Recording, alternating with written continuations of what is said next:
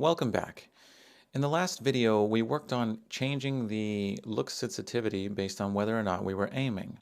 Now, in this video, we're going to work on making the crosshairs dynamic. Now, this is a very interesting problem to solve.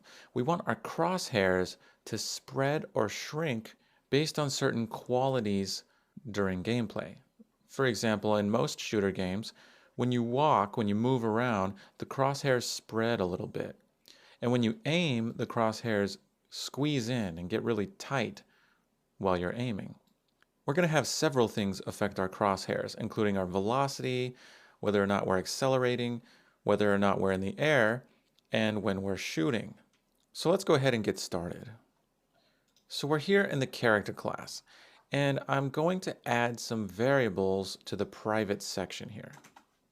Now, our crosshairs are going to have a base spread amount, and then we're going to have a spread multiplier that can change from frame to frame. So this spread multiplier is going to be a float. So we'll make a float called crosshair spread multiplier. Now we're going to give this a uProperty macro.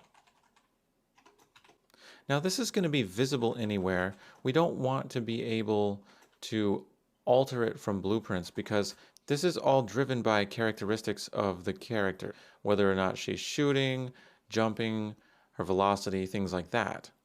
So for the same reason, it'll also be blueprint read only.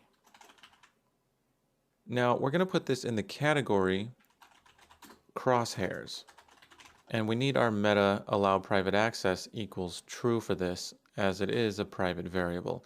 Now we've got this spread multiplier, and it's going to be affected by a bunch of factors.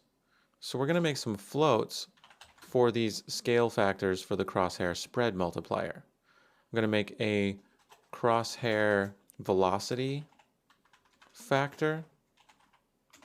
I'm going to make a crosshair in air factor.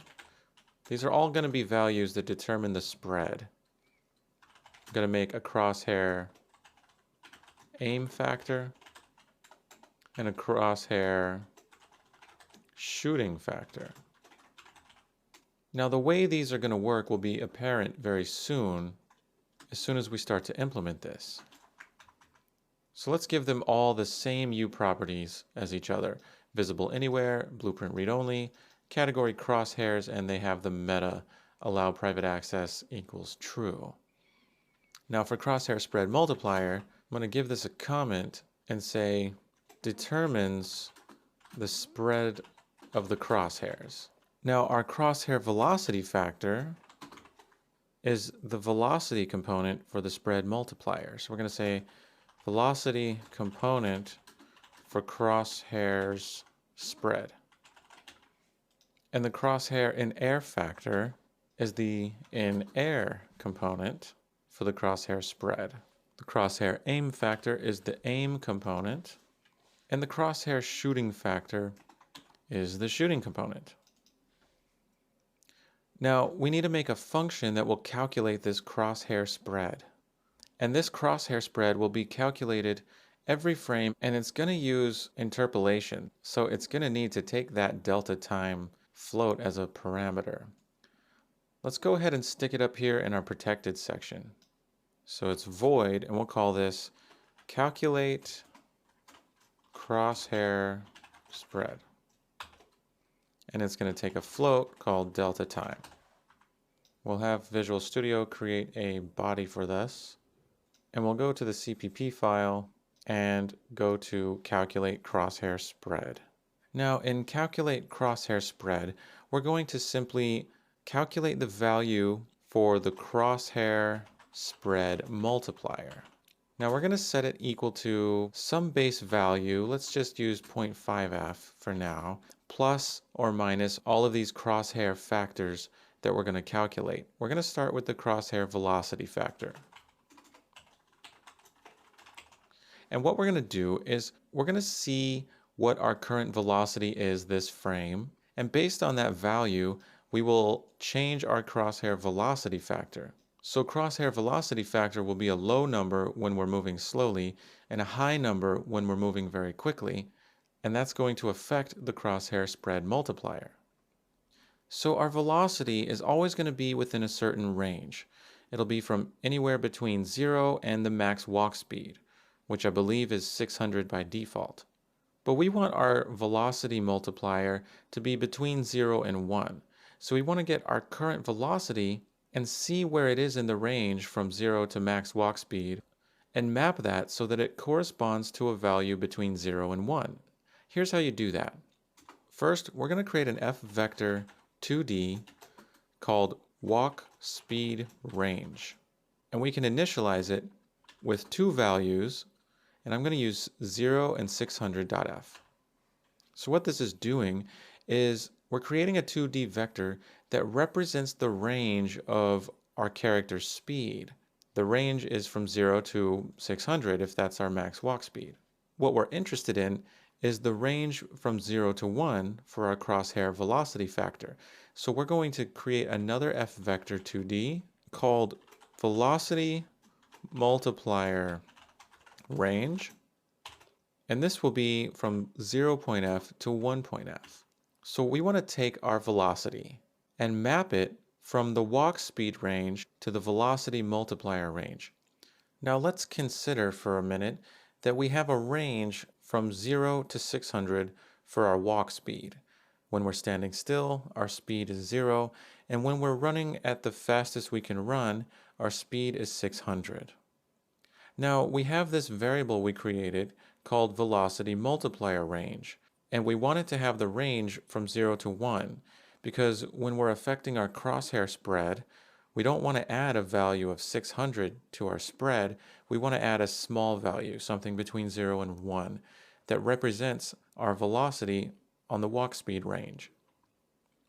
Now consider that during this frame, we have a velocity currently at a value of 300, which is exactly in the middle of the walk speed range. What would the value be that corresponds to this on the velocity multiplier range from 0 to 1? Well, it's halfway through, and it's exactly at 0.5 on the velocity multiplier range. Now, consider that our velocity is 450 this frame. That's exactly 3/4 of the way from 0 to 600. So in the velocity multiplier range, that corresponds to a value of 0.75. So if our velocity multiplier range is from 0 to 1, you can kind of think of it as a percentage or a fraction that our velocity is in our max velocity range. So we've created these vectors to represent these two ranges, and we want to take our current velocity and map it from walk speed range to our velocity multiplier range. Now, in our presentation we just saw, we did some mental math ourselves, but we don't want to have to do the math ourselves. Luckily, fmath has a function that can do this for us. So we're going to use that. So what we're going to set crosshair velocity factor to is the result of the fmath function called get mapped range value clamped. Get mapped range value clamped has a function overload that takes an input range as a vector 2D and an output range and a value. And you can see in the tooltip it says, for the given value clamped to the input range inclusive, returns the corresponding percentage in output range inclusive. So including the bounds values 0 and 600. So this means we can pass in our input range, which is walk speed range, and then pass in velocity multiplier range for the output range, and then simply pass in the value of the velocity, which means we need to get that velocity. So I'm going to create a local f vector called velocity and initialize it using get velocity. And I only want the lateral component of the velocity, so I'm going to zero out the z. So velocity dot z equals 0. And this velocity value is what I'm going to pass in for our get mapped range value clamped function. So velocity. But since these are ranges of float values, this third parameter has to be a float. So we need to get the size of the velocity. And with that, we have our crosshair velocity factor. So essentially, crosshair spread multiplier is just a float value that has a base value of 0.5. And if our velocity is 0, then crosshair velocity factor will be 0, and crosshair spread multiplier will just be 0.5. But if we're running, then crosshair velocity factor will get bigger and will max out at 1. And so crosshair spread multiplier will always be between 0.5 and 1.5. And we're going to use that float value to affect the spread of our crosshairs. So we're going to learn how to do that in the next video, since this video is already getting a little bit long.